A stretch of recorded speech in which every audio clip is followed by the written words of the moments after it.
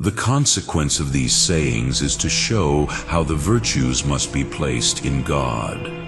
For it is necessary that, just as his being is universally perfect, containing in a certain way the perfections of all beings, so also his goodness must in a certain way include in himself the goodness of all beings. Virtue is a kind of goodness to the virtuous, for according to it, it is called good, and its work good. It is therefore necessary for the divine goodness to contain all the virtues in its own way. Wherefore none of them is said according to their habit in God, as in us. For it does not befit God to be good through something else superimposed upon him, but through his own essence, since he is absolutely simple. Nor does he act through something added to his essence, since his action is his being, as has been shown. Therefore his virtue is not a habit, but his essence. Again, an imperfect habit is an act, as it were a medium between power and act.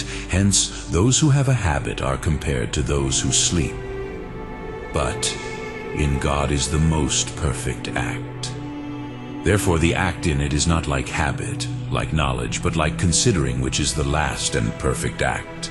Still, the attitude of someone's power is perfective.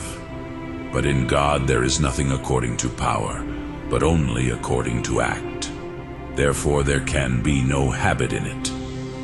In addition, attitude is a type of accident. This is not in God at all, as was shown above. Therefore neither is any virtue in God said according to habit, but only according to essence. Now since there are human virtues to which human life is directed, but the human life is twofold, contemplative and active, the virtues which indeed belong to the active life, inasmuch as they perfect this life, cannot belong to God. For the active life of man consists in the use of corporeal goods, whence also the virtues direct the active life by which we use these goods rightly. But they cannot agree with such a God.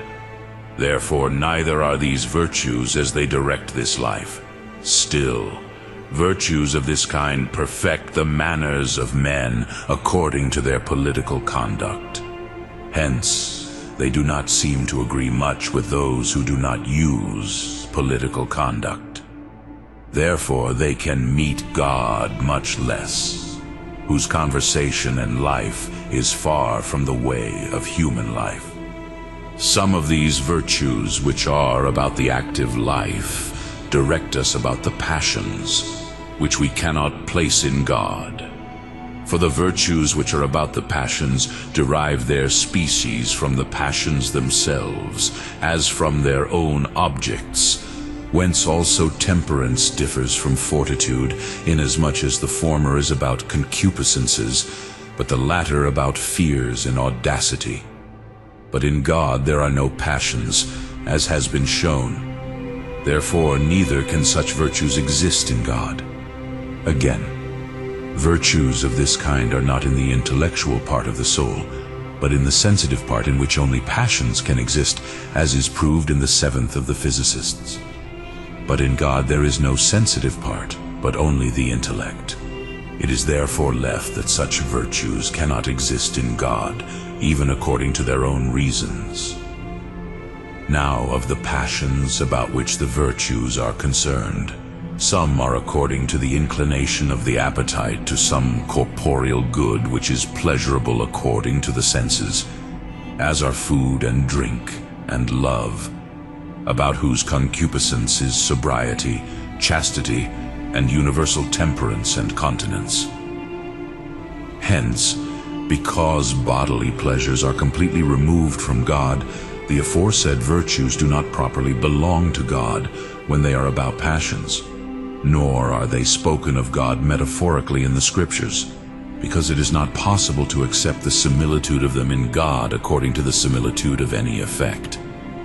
But there are certain passions according to the inclination of the appetite to some spiritual good, such as honor, dominion, victory, revenge, and the like, about which hopes, audacity, and appetite in general are fortitude, magnanimity, meekness, and other such virtues. Indeed, these things cannot properly exist in God, because they are about passions. They are, however, spoken of in Scripture metaphorically about God because of the similarity of the effects.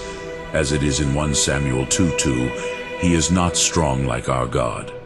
And Micah 6, "Seek the meek, seek the good."